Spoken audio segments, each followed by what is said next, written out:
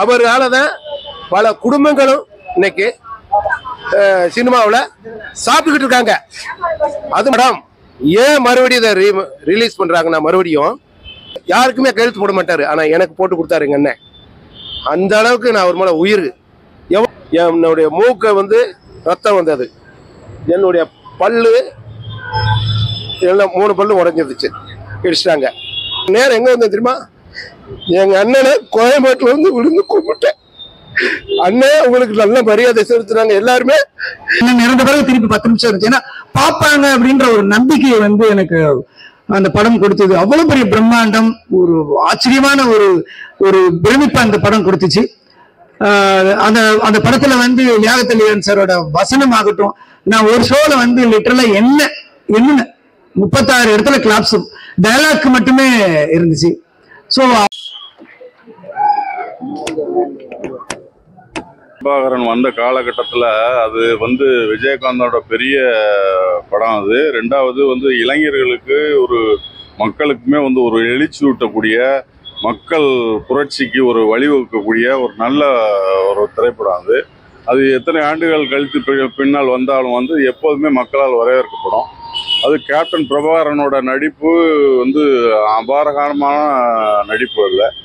அதில் வந்து மன்சூர் அலிகான நல்லா நடிச்சிருப்பாப்புல. ரெண்டாவது வந்து ஒரு நல்ல பிற்காலத்தில் இளைஞர்களுக்கு ஒரு எழுச்சி ஊட்டக்கூடிய படமாகவும் அது வந்து ஒரு நல்ல திரைப்படமாக அமைஞ்சிருக்கு.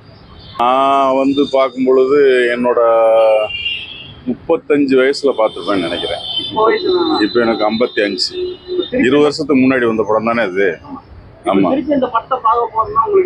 இல்ல எப்போதுமே அந்த படம் வந்து விறுவிறுப்பாகவும், காட்சிகளோட அமைப்பு, செல்வமணியோட ஒரு அமைப்பு எல்லாமே வந்து ஒரு த்ரில்லிங்காகவே நல்லாவே இருக்கும் படம். எப்போ பார்த்தாலும் அந்த படம் வந்து சோட போகாது. இன்னைக்கு இல்லை, இன்னும் 10 வருஷம் கழிச்சு போட்டாலும் அந்த படத்தோட எந்த இதுவுமே ஒரு எழுச்சி ஊட்டக்கூடியதாக தான் இருக்கும். மனசு வேற ஒன்றும் இதாக இருக்காது. நல்ல திரைப்படம், நல்ல டைரக்ஷனும் கூட. ஸ்டூடெண்ட்ஸ்க்கு நிறைய பேருக்கு இது வந்து வாழ்வாதாரமாக விஜயகாந்த் அவர்கள் வந்து இதில் தான் நிறைய பேரை அறிமுகப்படுத்தினார். அது அந்த விஷயத்தில் விஜயகாந்த் அவர்களை வந்து ரொம்ப பாராட்டணும். அவர் ஒரு நல்ல மனிதர், நல்ல மனம் கொண்டவர். காலம் வெள்ளலை, அவ்வளோதான். பிடிச்ச சீன் வந்து என்னன்னா, மன்சூர் அலிகானை அரெஸ்ட் பண்ணி ரோட்டில் இழுத்துட்டு வர்றது பெரிய சீன் தான். அந்த இவருக்கும் சாப்பாடை அள்ளி கொடுப்பாரு. யாராவது சாப்பிடாம போனால் கூப்பிட்டு சாப்பாடு போடுவார். ஆட்டோக்காரன் அப்படி ரோட்டில் போனால் கூட அவன் சாப்பிட்டானு கேளுங்க, அவங்க உடனே கூப்பிட்டு சாப்பிட சொல்லுங்க பாரு. தட்டு முடி போயிடும் அடிக்கிருக்கும். ஒவ்வொரு சட்டிலையும் கறி குழம்பு, மீன் குழம்பு, சாம்பார், ரசம் பெரிய பெரிய அண்டாவில் இருக்கும். அதெல்லாம் என் கண்குளிர பார்த்தவன். ஒவ்வொரு வருஷமும் எல்லாருக்கும் ட்ரெஸ் கொடுப்பாரு. பசங்களுக்கு படிக்கிறதுக்கு புத்தகம் எல்லாமே கொடுப்பாரு. அப்படிப்பட்ட ஒரு புரட்சி கலைஞர் கேப்டன் அண்ணா அவர்கள் இன்னைக்கு தெய்வமாத்தான் இருக்காரு, எல்லார் மனசுலயும் இடம் பெற்றிருக்காரு. இந்த படம் ஏன் மறுபடியும் இதை ரிலீஸ் பண்றாங்கன்னா மறுபடியும் அவருடைய நினைவு எல்லாருக்கும் இருந்துகிட்டே இருக்கணும். இந்த படமும் அமோக வெற்றி பெறணும் அப்படிங்கிறது தான் இன்னைக்கு இது வந்து ரீரிலீஸ் பண்றதுக்கு இவ்வளவு ஏற்பாடுகள் நடந்திருக்கு. அவருடைய மகன் மிகப்பெரிய ஹீரோ வருவாரு. அதுக்கு எந்த ஒரு தடையும் இல்லை. நான் அது வந்து ஒரு வார்த்தை சொன்னேன்னா அது வந்து கடவுள் வாக்கு சொன்னது மாதிரி எங்க அண்ணன் விஜயகாந்த் அண்ணன் எனக்கு சொல்ல வைக்கிறார். அவரை நான் என்னைக்குமே மறக்கவே மாட்டேன். ஏன்னா அவர் கையினால நான் எல்லாமே வாங்கியிருக்கேன். அவர் கையினால நான் காசு வாங்கியிருக்கேன். 2015 எனக்கு கொடுத்த நோட்டை இன்னும் வச்சிருக்கேன். அவர் யாருக்குமே கையெழுத்து போட மாட்டாரு. ஆனா எனக்கு போட்டு கொடுத்தாரு எங்க அண்ணன். அந்த அளவுக்கு நான் ஒரு மேல உயிர். எவ்வளவோ நடிகர் இருக்காங்க, எனக்கு ரொம்ப பிடிச்ச நடிகர் அண்ணன் விஜயகாந்த் அண்ணன் தான். ஆனா அவர் பேர் சொல்ல விரும்பல, இருந்தாலும் கேப்டன் அண்ணன் அப்படின்னு தான் சொல்லிக்கிட்டு இருந்தேன். எனக்கு அவர் பேரை சொல்லது கூட எனக்கு தகுதியே இல்லை. ஏன்னா அவர்கிட்ட நான் வேலை பார்த்தவன்.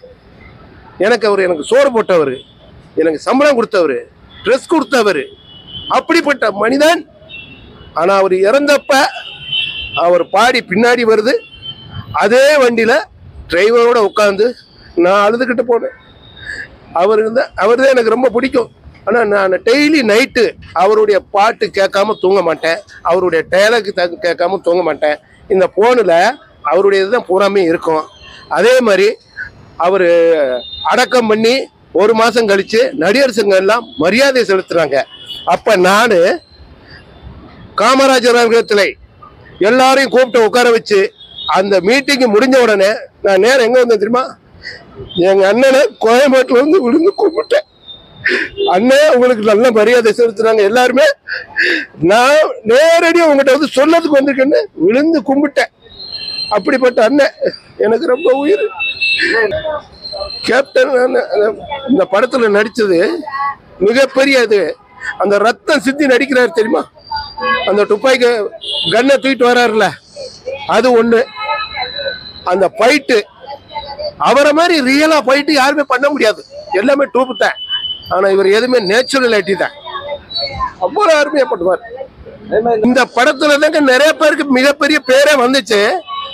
ஆர்கே செல்வமணி அண்ணன் இருக்காங்களே, அவ்வளவு பேருக்கும் மிகப்பெரிய பேர் கொடுத்த ஒரு மிகப்பெரிய டைரக்டர் அண்ணன் ஆர்கே செல்வமணி அண்ணன் தான்.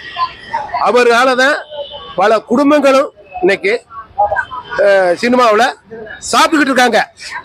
அது மட்டும் இல்ல, எல்லாருக்கும் நல்லது செய்யறாரு, யாருக்கும் எந்த குறையும் செய்யல. அவர் எப்படி பண்ணாரோ கேப்டனு, அதே தான் அவரும் பண்ணிக்கிட்டு தான் இருக்காரு. அவர் எல்லாருக்கும் நல்லதையும் செஞ்சுக்கிட்டு இருக்காரு, எந்த குறையுமே இல்லை. ஏன்னா இந்த படம் மிகப்பெரிய ஹிட் ஆகும். மறுபடியும் இது என்ன கூடிய சீக்கிரம் மக்கள் எதிர்பார்க்குறாங்க, சீக்கிரம் ரிலீஸ் பண்ணால் நல்லா இருக்கும். மனசு அது சொல்லலைன்னா என் மனசு கேட்காது. இருந்தாலும் நான் அதை மறுபடியும் சொல்கிறேன். இப்போ அவருடைய பாடி உள்ள வரும்போது வண்டி உள்ள வர விடாமல் நெரிச்சாங்க. கேப்டனுடைய சன் 2 பேருமே அந்த வண்டியில தான் என் முன்னாடி உட்கார்ந்துருக்காங்க. அவங்கள இறக்கி விட அவங்கள ஏற்றி உள்ள உட்கார வச்சுட்டு நான் இறங்கும் போது என்னுடைய மூக்கை ரத்தம் வந்தது. என்னுடைய பல்லு எல்லாம் 3 பல்லு உடஞ்சிருச்சு, இடிச்சிட்டாங்க.